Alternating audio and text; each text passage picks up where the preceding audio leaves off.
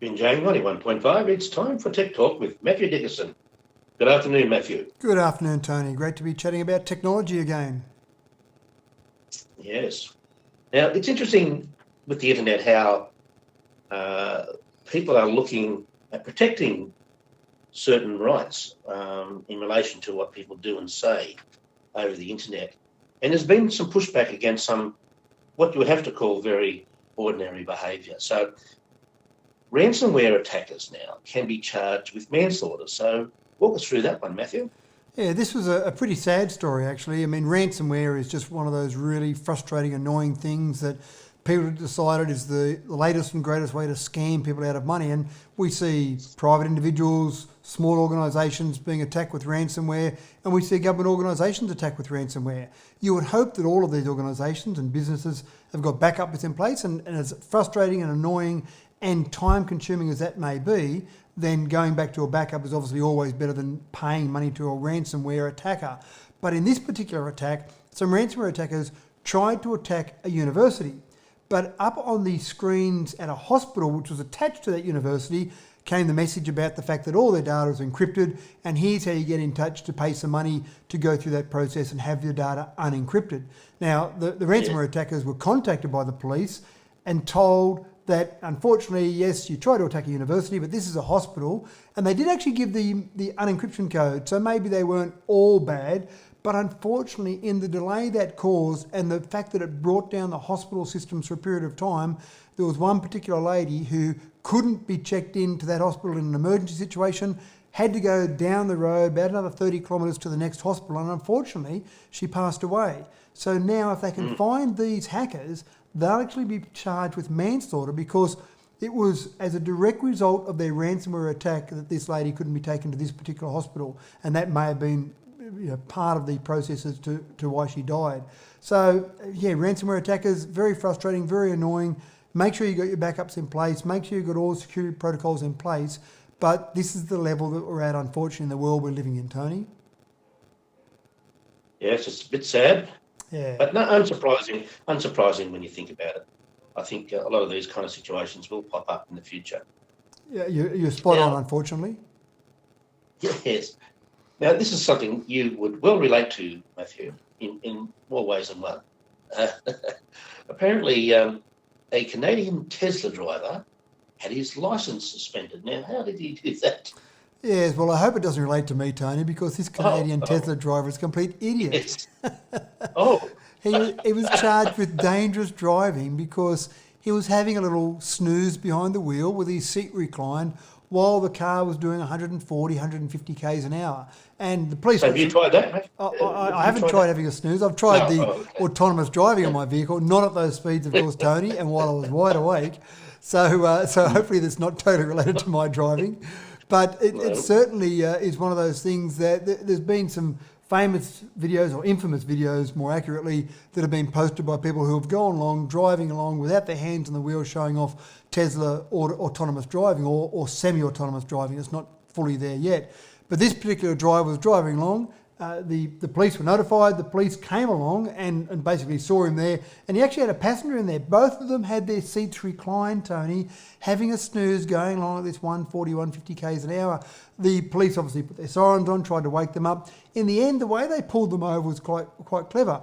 Because the Tesla, as many cars do, has radar-controlled cruise control, it basically will slow down to match the speed of a car in front of them. So the police actually pulled in front of them, and then by slowing down their speed gradually, the Tesla actually slowed down to the point where they finally woke up the drivers, pulled them over, immediately suspended the licence for 24 hours, and then now he's being charged with dangerous driving and a range of offences. I don't think we'll see this person with a driving licence for some period of time. Now, he might argue he doesn't need one because his car can drive for him, but we're not quite at that point where we're happy to accept the car to fully drive for them. One of the interesting things here, Tony, is that Tesla themselves say it's not designed to sit back and have a snooze. It's designed to help your driving, and you need to have your hands on the steering wheel for it to keep driving. Otherwise, it will turn off the driving and slow you down. But of course, people have come up with ways of getting around that. There are little devices you can buy for next to no money that will clip onto the steering wheel that will simulate your hands being on the steering wheel. So as much as technology is being introduced to try and help us, there are other people trying to introduce technology to try and make us more dangerous behind the wheel. Well, that's a silly thing to do, isn't it? Just imagine if you had an accident doing that, how much liability you would have associated with it. Wouldn't be pleasant. Well, a lot of people are trying to sue Tesla because Tesla's saying, we've got self-driving, we've got this wonderful car. And so then when some people actually utilise it, then they're trying to say it's Tesla's fault rather than the driver's, even though Tesla say it's designed for you to be in the car, holding on the steering wheel, paying attention to what you're doing, and it will assist your driving, not take over yet. Yes. Well, those little things we carry around, we call phones, but they're actually computers, these smartphones. They're getting more amazing by the day. Now, there's an app, apparently, that's helping aged care residents in pain. I'm not sure if it's on a phone, but nonetheless, an app's an app.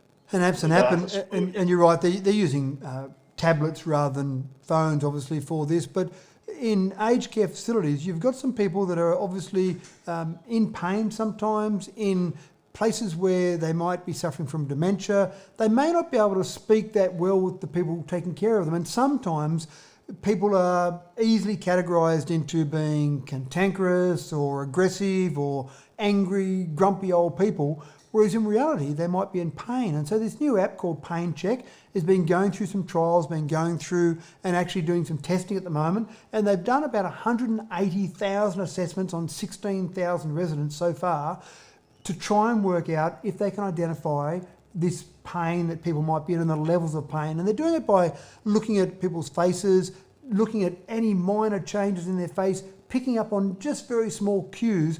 And they're able to do this from 3 metres away, so it's safe in that social distancing environment that we're all living in at the moment.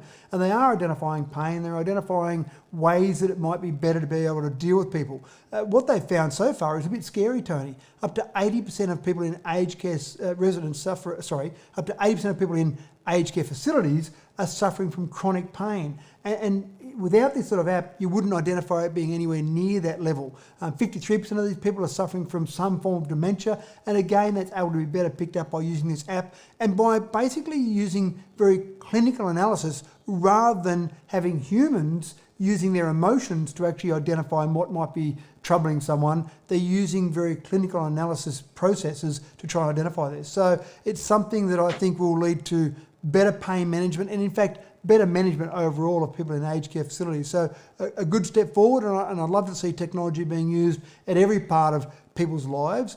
Some people think that the latest technology is just for young people out there that really want to be at the bleeding edge, but to see it used in this way where people can have a more comfortable life as they get towards the end of their life, I think it's fantastic. Yeah, that's great. Well, let's hope they don't use this app on our program, Matthew. That's right, Tony. It's been suggested by someone with a big smile on their face, sitting down next to me in the studio here. I thought that was very unkind. Very unkind, Tony. Have a severe word to that person afterwards. Yes, actually, I think we'd come up pretty well, Matthew. I hope so. The pain level would be 0. They maybe need another one, Tony, to measure the excitement level for people listening to our program. Well, that'd be better, wouldn't it? Yes. And you'll be listening to Tech Talk with Matthew Diggerson on Binjang 91.5. I'm your host, Tony Graham. Stay tuned next week at 3:40 p.m. and also at 10:40 a.m. in the morning for the next editions. And it's back to the great music and the community information found only on Binjang 91.5. Great, Tony. We'll talk next week. Thanks, Matthew.